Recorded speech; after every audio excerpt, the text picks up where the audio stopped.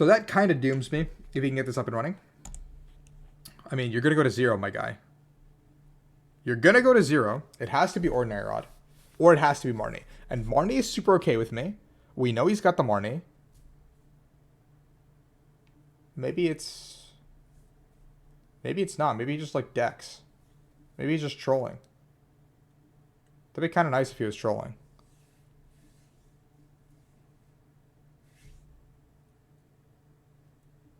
Chat, he's trolling. Guys, I won.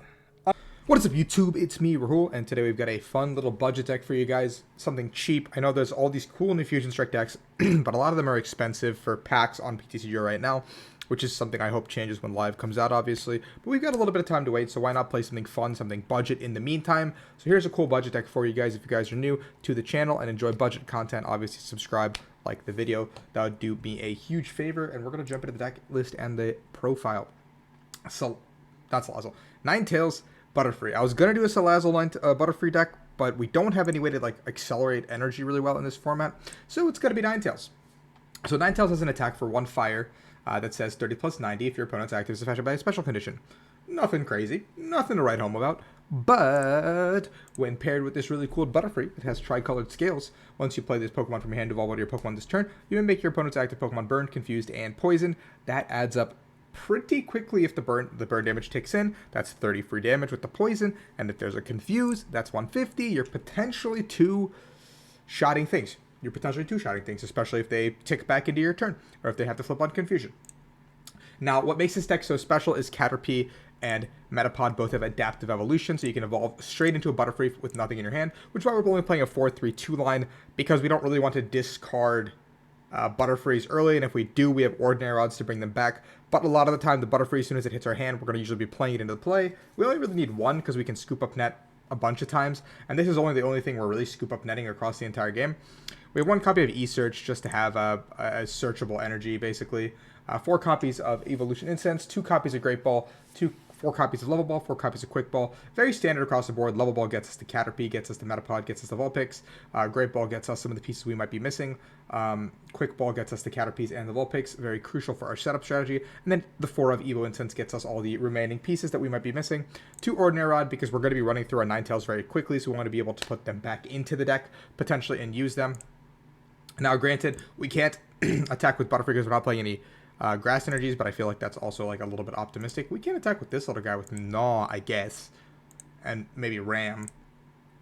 Please don't, but there's 3 Pokégear because we want to be able to find some of our supporters. I really just think we need to be researching like pretty much every turn, or Marnieing like pretty much every turn, and the deeper we dig. I've got 1 stadium, a Turffield Stadium, to bump.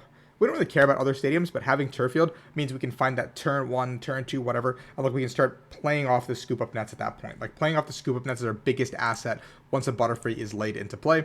Unfortunate part about Butterfree is 120 HP, so Rapid Strike does snipe it, but we don't care. We have 1 copy of Bird Keeper just to move things around. We have 2 copies of Boss to kind of close out the game.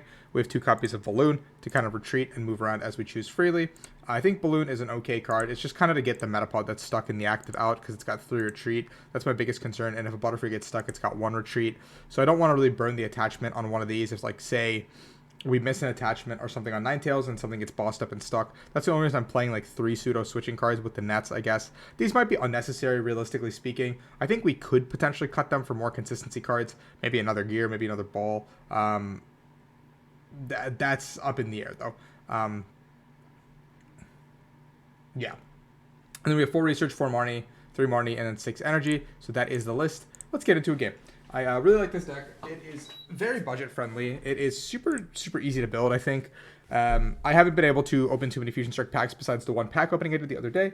So besides that, I haven't really had a chance to kind of open some packs. I know gameplay from Rahul. Wow, shocker. But we're going to play a Butterfree gameplay video just because I've already played 1 game on ladder with the deck. I really enjoyed it. Kind of tweaked it. I mean, I have a couple of decks in mind again. Also, Greed into VMAX is a cool one. Single Strike is another cool one to kind of go back. We're going to talk about how decks and stuff change as well with metagames, and like how we have to double back on certain decks just because we can't just discount decks from being good randomly, even if a new format or whatever gets established. So water. This might be a little bit annoying just because Inteleon VMAX can start like hitting our bench.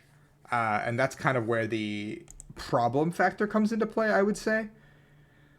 Besides that, I mean, like, the bench hit's the only real, I think, problem across the board. He's probably like, oh, wow, I'm up against a theme deck, probably. That's where you're wrong, bucko. You're up against a powerful theme deck. We're going to grab ourselves a Caterpie. Before I keep going, I'm going to go ahead and Great Ball first to see what piece I might be able to find here.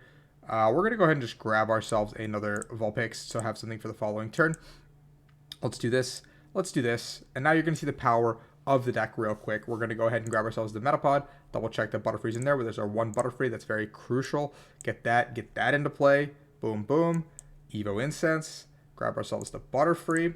Now watch this insane combo. We're going to go ahead and do the whole thing. Get the turn 1 tricolored scales. This is actually very common. This is a very, very easy thing to pull off, actually. I know you guys are like, wow, Rahul's high rolling, whatever. But then here's where it gets better. We pick this all back up, and we can put this and this back into play. So the Metapod is back into play. So now we have our like core line back into play, and all we need to do is find the Butterfree when the time comes, when the time is right.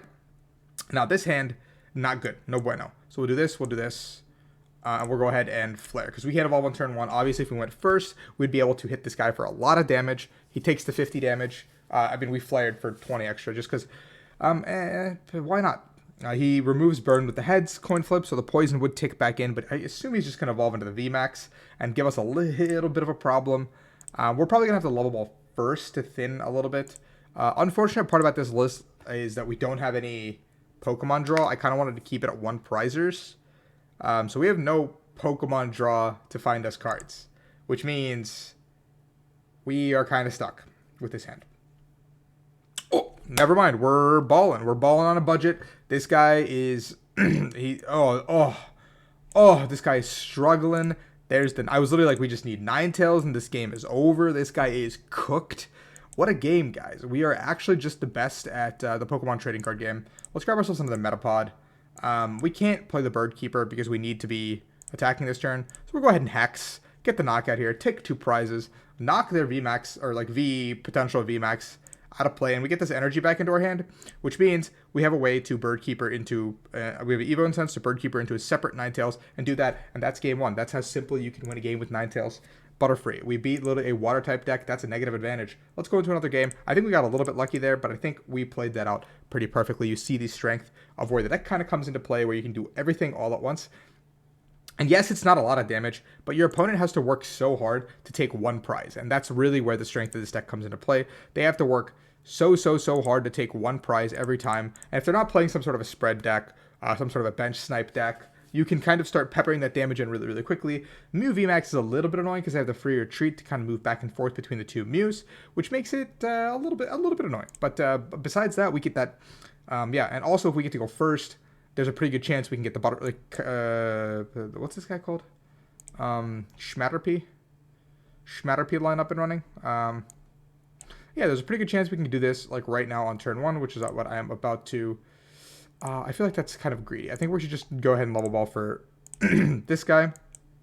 Do this. Get this here. And we're going to hold the Turffield, I think. Just because I don't want to commit this and then... Oh, no, he can Shadow Mist. I kind of messed that up. I did that as soon as I hit done. I realized I messed that up. Because he's probably going to Shadow Mist. And then I get stuck here. Because I was thinking I could Turffield Stadium, research the hand away. I lose both my boss, unfortunately. But in this process, we can kind of dig a little bit deeper and find what we need. But now we can't even Turffield Stadium. So it would have actually stuck. And now it's just going to get discarded, which kind of sucks. Now we need to find an energy card, minimum, to even play this game. And get out of the active. So we lose all these, which is fine. Whatever. I'm not too pressed about it. Attach here. That's fine. We have the retreat. We have the attack as well with everything we need. We can go ahead and do this.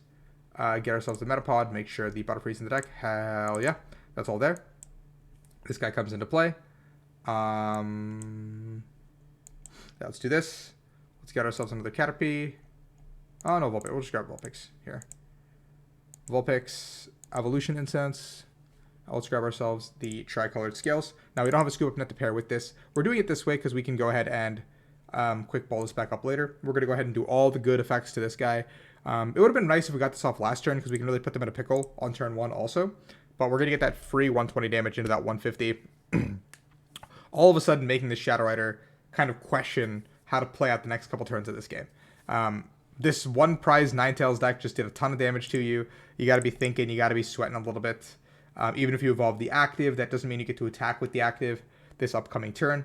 You're going to have to find 2 ways to switch, either a switch, a rope, plus a balloon, plus the incense, like, and then the energies have to be all in your hand. Yes, it's doable, but it's just a little bit harder than normal. So if he misses the attack this turn, I think the game is ours. I don't think we can lose if he misses the attack this turn, but fingers crossed he misses the attack. Yeah. I mean, obviously Flickering Flames is an attack too, I guess, but that's not very good. But we've got the tricolored scales going. We are really, really putting it to the metal. So he's accelerating to the bench, which means that's one good sign for us. Articuno to draw cards. Interesting. I don't know why this is in his deck. Maybe he's playing a V-Union build. Maybe he's playing Mewtwo V-Union. Necrozma. Special Laser. There's the balloon, so it's a good start for him. But he's got to go balloon switch to attack with this guy. But he can also just go Underworld Door bench, attach bench, and then come knock me up. Which is like a really unfortunate, I guess, situation for me. It is a Mewtwo V-Union. So that's a little bit annoying because he can just do the spread and kind of win the game on the back of that. But I don't like... I guess I just don't like that. Maybe he missed everything. Maybe this is like just a desperate... No, he's Underworld Dooring to the bench. So he's got a switch probably in hand. It's like probably slightly telegraphed that he's got the switch. Maybe he doesn't. Maybe he doesn't. We're just going to be able to hex into this guy as well. We have no more boss, to be fair, though. So it doesn't matter how he like pivots around. Without the boss, we're kind of in a pickle. So I'm going to go ahead and quick ball for the other Caterpie. Getting rid of a Vulpix isn't amazing, obviously, but I do like that we have 2 rods, so we can get it back at any point. So we have a lot of the pieces. We already have all the pieces we need. Let's go ahead and Great Ball to start. Nothing. Okay. We're going to go ahead and this guy and do this guy. And we're going to get the tricolored scales. We're back up and running. We get the attachment as well. We get the tricolored scales up into play. And yeah, look how easy it is to chain that. I mean, obviously we have the gear in hand, and we have to kind of hope we hit something next turn. But we're going to wait to play it until next turn, and we're going to go ahead and just hex, giving him that 120, that 150. Now he's going to have to find another balloon or a switching card to kind of pivot this guy out of the active.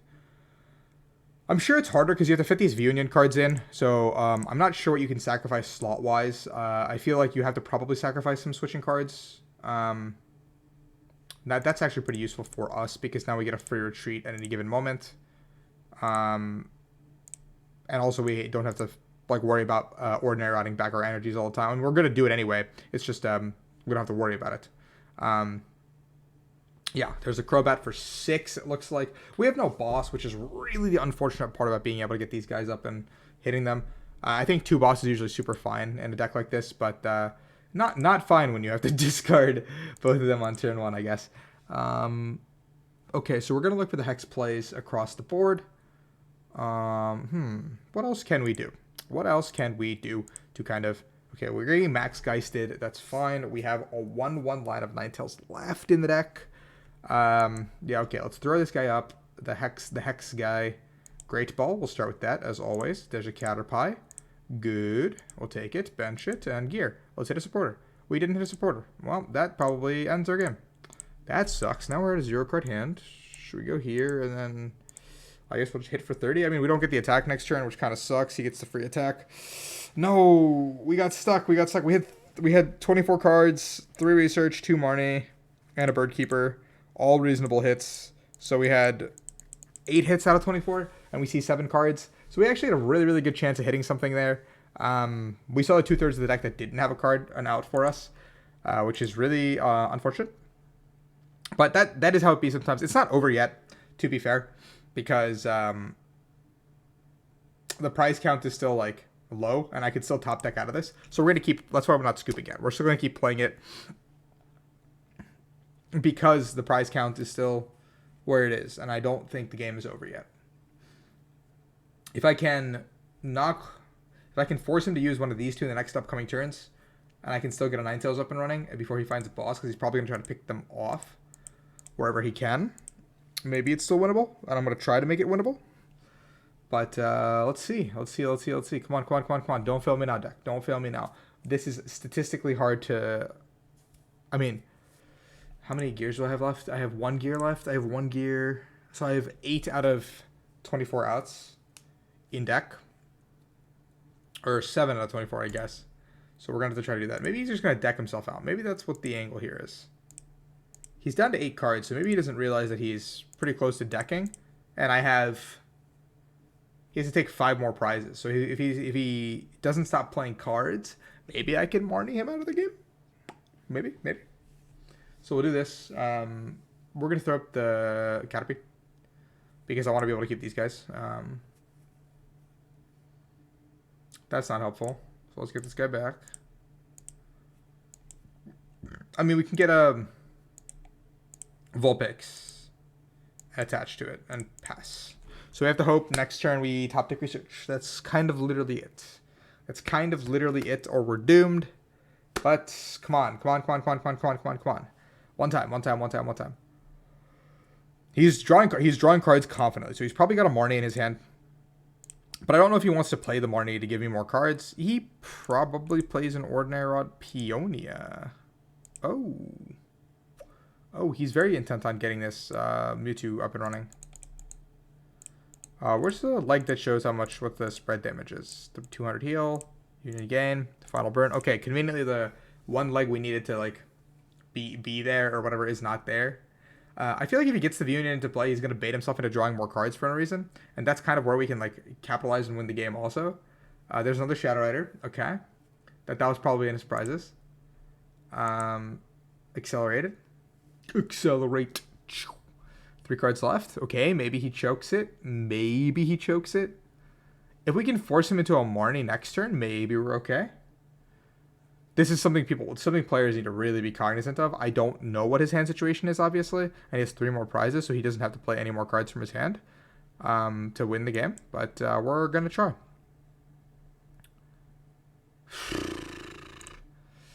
Okay, we are close.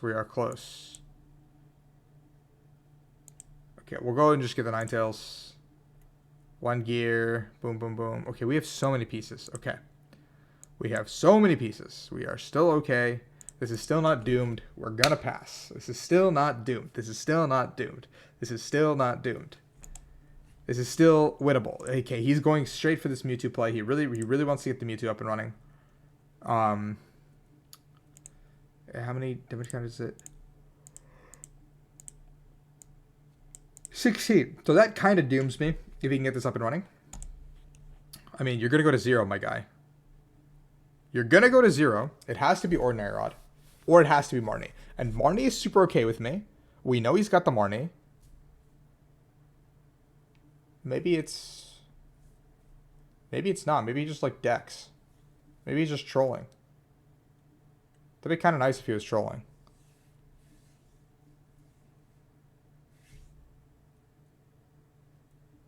Chat, he's trolling. Guys, I won.